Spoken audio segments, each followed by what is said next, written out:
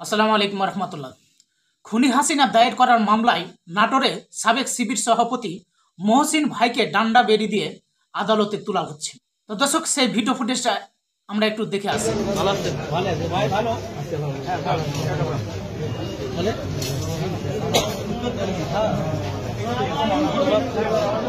দেখলেন এখানে শেখ হাসিনার খুনি হাসিনার দায়ের করার মামলায় নাটোর জেলার সাবেক শিবির সভাপতি মহসিন ভাইকে ডান্ডা বেরি দিয়ে আদালতে তোলা হচ্ছে। অন্যদিকে খুনি হাসিনার সহোদর যারা এই গুম খুনের সাথে সরাসরি জড়িত ছিল তাদেরকে ডান্ডা বেরি ছাড়াই সম্মানের সাথে আদালতে তোলা হচ্ছে। দর্শক, দেখতে পাচ্ছেন আমাদের আইন উপদেষ্টা আসিফ নজরুল আসলে কার সহচর? সেই তো আইনের উপদেষ্টা। সে কি ধরনের আইন এখন বর্তমানে চালাচ্ছে, আর এটা কেমন আইন? যারা খুনের সাথে জড়িত সেটা প্রমাণিত, তাদেরকে সম্মানের সহিত আদালতে হাজির করা হচ্ছে। আর মিথ্যে মামলা দিয়ে সাবেক শিবির সভাপতি মহসিন ভাইকে মিথ্যা মামলা দিয়ে হয়রানি করছে, আর সেই মহসিন ভাইকেই ডান্ডা বেরি দিয়ে আদালতে পৌঁছাচ্ছে। দর্শক, সাংবাদিক ইলিয়াস হোসেন কয়েকটি রিপোর্ট করেছিল, আর এই যে আসিফ নজরুল সম্পর্কে তিনি প্রতিনিয়ত ভিডিও বানাচ্ছে, তার প্রতিবাদ করছে, এটা আসলে কতটা যৌক্তিক দেখেন, এটার প্রমাণ আজকের এই ভিডিওতে আপনারা পেয়ে যাবেন।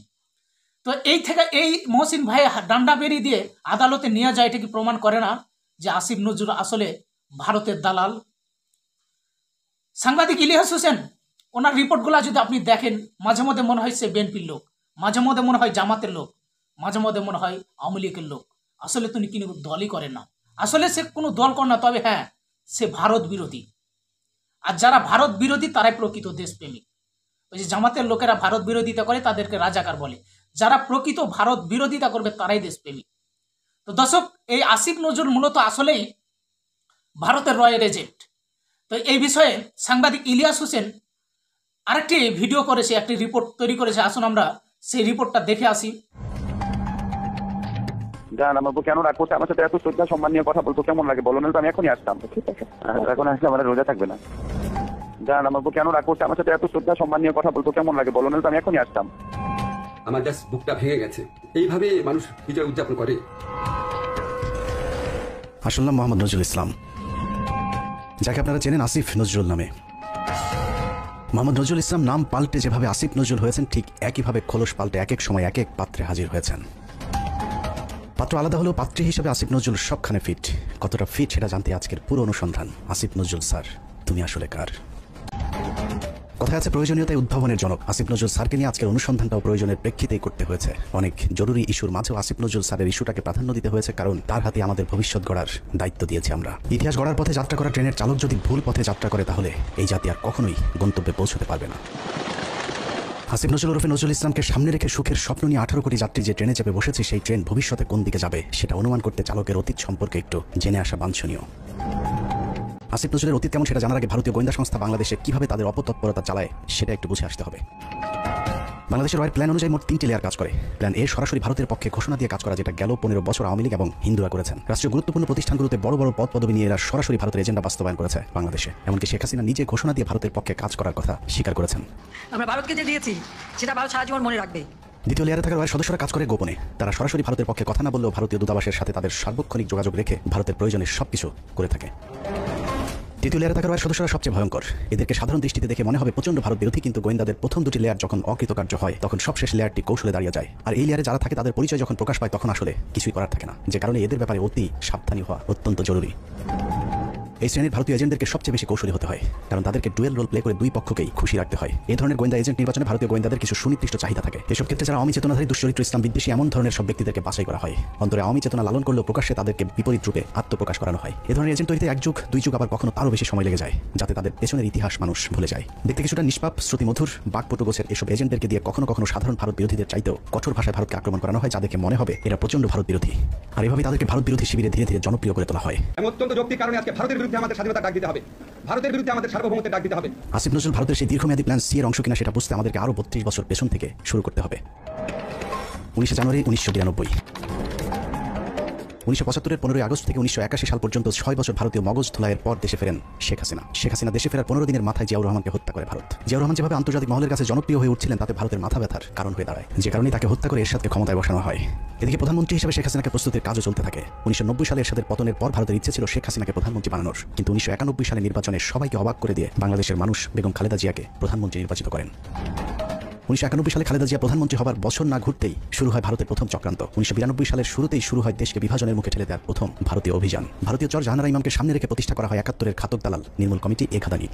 শুরু হয় বিভাজনের রাজনীতি। শেখ মুজিবের সময় কথিত যুদ্ধাপরাধের মীমাংসিত একটি বিষয়কে সামনে এনে পুরো জাতিকে স্বাধীনতার পক্ষ আর বিপক্ষের দুই ভাগে ভাগ করে দেওয়া হয়। সার্বভৌম রাষ্ট্রের সংবিধানকে বৃদ্ধাঙ্গুলি দেখিয়ে তৈরি করা হয় কথিত গণ আদালত, এবং সেই আদালতে বিচারিক কার্যক্রম পরিচালনা করা হয়। রাষ্ট্রের বিচার ব্যবস্থাকে চ্যালেঞ্জ করার অপরাধে খালেদা জিয়া সরকার জাহানারা ইমাম সহ 24 জনের বিরুদ্ধে একটি রাষ্ট্রদ্রোহ মামলা করেন।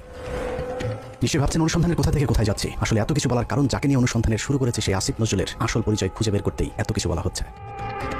1992 সালে খালেদা জিয়ার সরকার প্রথম ভারতের যে ষড়যন্ত্র রুখে দিয়েছিলেন সেই ষড়যন্ত্রের উদ্যোক্তাদের মধ্যে অন্যতম ছিলেন জাহানারা ইমাম, শাহরিয়ার কবির, মুনতাসির মামুন এবং ভারতীয় গুপ্তচর আসিফ নজরুল। জাহানারা ইমামকে প্রধান আসামি করে খালেদা জিয়ার সরকার যে রাষ্ট্রদ্রোহ মামলাটি করেছিল সেই মামলার অন্যতম একজন আসামি ছিলেন আমাদের আজকের আসিফ নজরুল ওরফে মোহাম্মদ নজরুল ইসলাম। আসিফ নজরুল এখন নাম করা কলাম লেখক, তাকে নিয়োগ করা হলো। আপনারা জেনে খুশি হবেন আসিফ নজরুলের আদর্শিক গুরুর নাম জনাব শাহরিয়ার কবির। শাহরিয়ার কবির যখন সাপ্তাহিক বিচিত্রার সম্পাদক, আসিফ নজরুল ছিলেন তার প্রধান সেনাপতি। ভারতের এজেন্ডা বাস্তবায়নে ভারতের প্রধান সেনাপতির ভূমিকায় ছিলেন শাহরিয়ার কবির। শাহরিয়ার আসিফদের যৌথ প্রযোজনায় ভারতীয় মিশন বাস্তবায়নের কাজ যখন তুঙ্গে, তখন ভারতীয় ষড়যন্ত্রের বীজ দাঁত ভেঙে দিতে উল্কার মতো ছুটে আসে এক উজ্জ্বল নক্ষত্র। আমরা ভারতকে দেখিয়ে দেবো ইনশাআল্লাহ এই পৃথিবীতে বাংলাদেশের সবচাইতে বড় দুশমন ভারত। সবচাইতে বড় দুশমন কে? ফ্যামিলিয়নের বাসিওয়ালার মতো মাওলানা দেলোয়ার হোসেন সাইদি যখন অ আ ক খ করে সারা দেশের মানুষকে ভারতীয় ষড়যন্ত্রের ব্যাপারে ঐক্যবদ্ধ করছিলেন, তখনই পদে আগুন জ্বলে যায় আসিফ নজরুল আর তার আধ্যাত্মিক গুরু শাহরিয়ার কবিরের। আল্লাহর নামে কসম করে বলছি, আল্লাহ তোমার জাতের কসম, তোমার ইজ্জতের কসম, তোমার সম্মানের কসম, 1971 সালের এক ফোঁটা পানি বা কাদা আমার গায়ে লাগে নাই।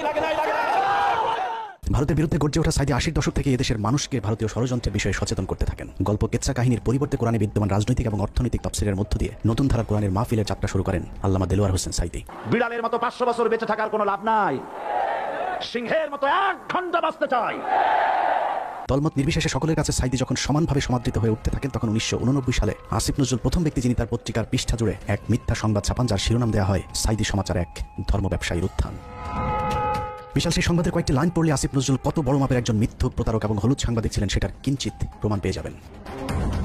লেখার শুরুতেই সাংবাদিক আসিফ নজরুল লেখেন, মাওলানা দেলোয়ার হোসেন সাইদি বিরোধী সাম্প্রতিক গণবিক্ষোভের মধ্য দিয়ে দেশে মৌদুদিবাদ এবং ধর্ম ব্যবসার রাজনীতির অগ্রহণযোগ্যতা আবারও প্রমাণিত হয়েছে। সিলেট, ঢাকা, চট্টগ্রাম সহ দেশের বিভিন্ন স্থানে জামাতের মঞ্চনায়ক সাইদির বিরুদ্ধে স্বতঃস্ফূর্তভাবে জনমত গড়ে উঠেছে।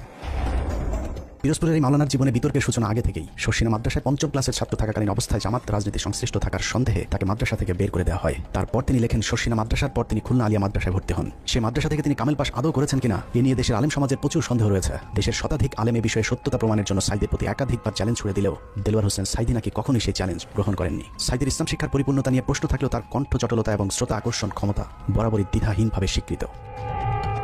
বিভিন্ন টকশোতে ব্যক্তিগত আক্রমণ করার বিরুদ্ধে শপথ দিয়ে আসিফ নজরুল তার সেই লেখায় দেলোয়ার হোসেন সাইদিকে চরমভাবে ব্যক্তিগতভাবে আক্রমণ করেছিলেন। তিনি লিখেছেন, বিভিন্ন সূত্রের দেওয়া তথ্য অনুযায়ী স্বাধীনতা যুদ্ধের আগেই কণ্ঠ সম্পদকে অবলম্বন করে সাইদি পিরোজপুরের গড়ের হাটে সুর করে আতর তসবিহ ধর্মীয় পুস্তক বিক্রি করে জীবিকা নির্বাহ করতেন। এরপর গুরুত্বপূর্ণ দুটি লাইন আছে, সেই লাইনগুলো আপনাদেরকে জানানোর আগে আসিফ নজরুল দেলোয়ার হোসেন সাইদিকে নিয়ে সম্প্রতি একটি বক্তব্য দিয়েছেন, সেটা দেখে আসা যাক।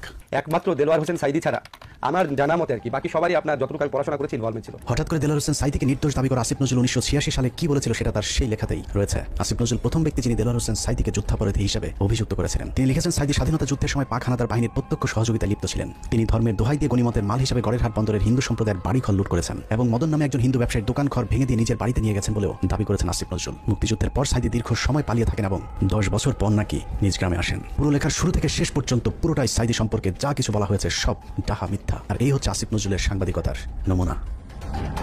আসিফ নজরুল নিজের খোলস পাল্টানোর সময় মাঝে একবার এই লেখার ব্যাখ্যা দিয়েছিলেন, যেখানে তিনি বলেছিলেন শাহরিয়ার কবিরের দ্বারা প্রভাবিত হয়ে নাকি তিনি সাইদি সম্পর্কে এসব লিখেছিলেন। কিন্তু এটা শুধু একটা চুরি কিংবা ছিনতাইয়ের ঘটনা নয়। এই লেখার মাধ্যমে দেলোয়ার হোসেন সাইদির বিরুদ্ধে যুদ্ধাপরাধের অভিযোগ উঠতে শুরু করে এবং তারই ফলশ্রুতিতে আওয়ামী লীগ সরকার দেলোয়ার হোসেন সাইদিকে আটক করে এবং দীর্ঘ 1 যুগ জেলখানায় বন্দী থাকার পর শাহাদাত বরণ করেন দেশ বরেণ্য এই আলেম।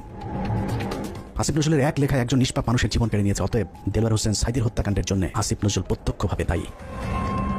আসিফ নজরুল যে আগাগোড়া একজন চেতনাধারী লোক সেটা গণজাগরণ মঞ্চের সময়ও প্রমাণিত হয়েছে। আসিফ নজরুলের নাকের ডগায় গণজাগরণ মঞ্চের নামে বাংলাদেশের বিচার ব্যবস্থাকে গণধর্ষণ করা হলেও আসিফ নজরুল গণজাগরণ মঞ্চের ব্যাপারে একদম টু শব্দ পর্যন্ত করেননি। বস্তুত শাহবাগের গণজাগরণ মঞ্চ সেই আসিফ নজরুলদেরই ঘাতক দালাল নির্মূল কমিটির ফসল।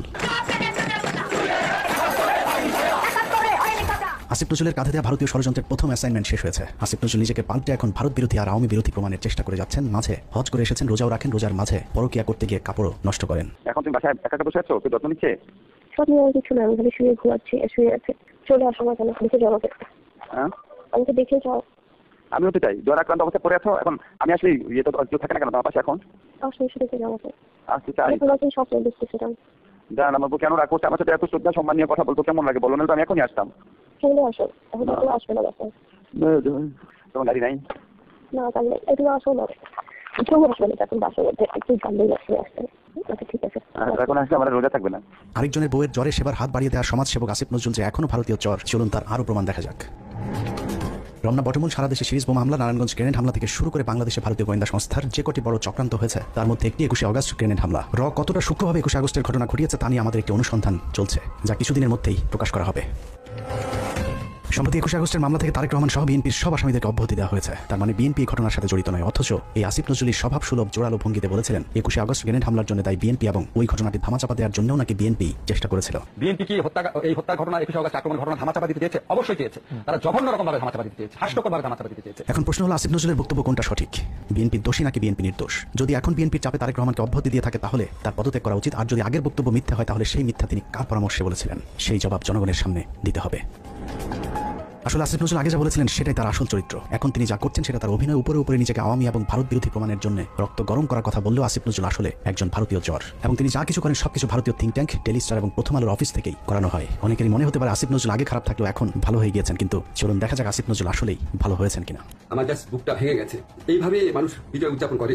আপনার পলিটিক্যাল অপোনেন্টের উপর আপনার রাগ থাকতে পারে, আপনার পুলিশের উপর রাগ থাকতে পারে, এই জন্য এইভাবে নির্বিচার হামলা করা হবে। 5 তারিখ বিজয়ের পর আসিফ নজরুলের প্রথম ভিডিও বার্তা ছিল আওয়ামী লীগের প্রতি সমবেদনা জানিয়ে। আওয়ামী লীগকে বাঁচাতে তার কাকুতি দেখে মনে হয়েছে নিজ দলের নির্যাতিত মানুষের পক্ষে দাঁড়িয়েছেন আসিফ নজরুল। অথচ তার কয়েক ঘন্টা আগেও প্রায় 2000 মানুষকে নির্মমভাবে হত্যা করেছে এই আওয়ামী লীগেরই সন্ত্রাসীরা।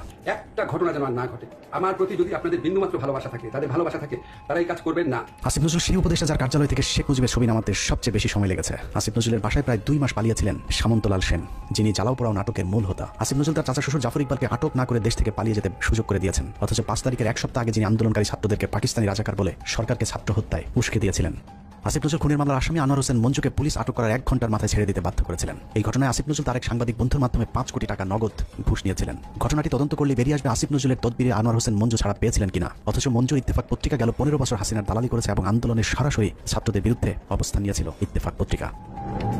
আসিফ নজরুল সেই উপদেষ্টা যার ইশারায় সাবির হোসেন চৌধুরী সহ একের পর এক আওয়ামী লীগের হত্যা মামলার আসামিরা জামিনে ছাড়া পাচ্ছেন। সূত্র জানিয়েছে প্রতিটি জামিনে আসিফ নজরুল মোটা অঙ্কের টাকা নিচ্ছেন। সব শেষ ঝিনাইদহের বিচারক জামিন দিতে না চাইলে তাকে ছুটিতে পাঠানোর ভয় দেখিয়ে ঝিনাইদহের আওয়ামী লীগের সাবেক এমপিকে জামিন দিতে বাধ্য করেন আসিফ নজরুল। ঝিনাইদহে নাশকতা ও হত্যা মামলায় গ্রেপ্তার আওয়ামী লীগের সাবেক 2 সংসদ সদস্যকে অন্তর্বর্তীকালীন জামিন দিয়েছে আদালত। আসিফ নজরুলের চাপে বিভিন্ন থানায় মামলা নিতে গড়িমসি করছে পুলিশ, কারণ আসিফ নজরুল গণহারে আসামিদের বিরুদ্ধে মামলা না দেওয়ার জন্য আওয়ামী লীগের পক্ষে দাঁড়িয়েছিলেন। তার দাবি শত শত মানুষের বিরুদ্ধে মামলা দেওয়া যাবে না। অথচ আন্দোলনের সময় আওয়ামী লীগের হাজার হাজার সন্ত্রাসীরা ছাত্র হত্যায় অংশ নিয়েছিল। অথচ আসিফ নজরুল গণহারে মামলার বিপক্ষে। ঢালাও মামলার একটা খুব মারাত্মক একটা প্রকোপ দেশে দেখা দিয়েছে। এটা আমাদেরকে অত্যন্ত বিব্রত করে। এরই মধ্যে যেসব হত্যা মামলা হয়েছে তার অধিকাংশ আসামিকে ধরার কোনো তৎপরতা নেই। প্রায় সবখানে আওয়ামী লীগের লোকজন যেভাবে বুক ফুলিয়ে ঘুরে বেড়াচ্ছে তাতে মনে হচ্ছে এ যেন দেখার কেউ নেই। 15ই আগস্ট জাতীয় দিবস বাতিল করা হয়েছিল, সেই রায় স্থগিত করা হয়েছে আসিফ নজরুলের নির্দেশে। সবচেয়ে ভয়ঙ্কর বিষয় হলো যে ছাত্রদের প্রতিনিধি হিসেবে আসিফ নজরুল উপদেষ্টার পদ বাগিয়ে নিয়েছেন। সেই ছাত্রদের কতজন জুলাই হত্যাকাণ্ডে নিহত হয়েছিলেন তাদের সংখ্যাও এখন পর্যন্ত সঠিকভাবে গণনা করা হয়নি। যারা আহত হয়েছিল তাদেরও খোঁজ নিচ্ছে না সরকার। উন্নত চিকিৎসার অভাবে আহত অনেকে মৃত্যুর দিকে এগিয়ে যাচ্ছে। অথচ আগস্টেই বলা হয়েছিল তাদেরকে উন্নত চিকিৎসার জন্য বিদেশে পাঠানো হবে। বাস্তবে এখন পর্যন্ত একজনকেও বিদেশে পাঠানো হয়নি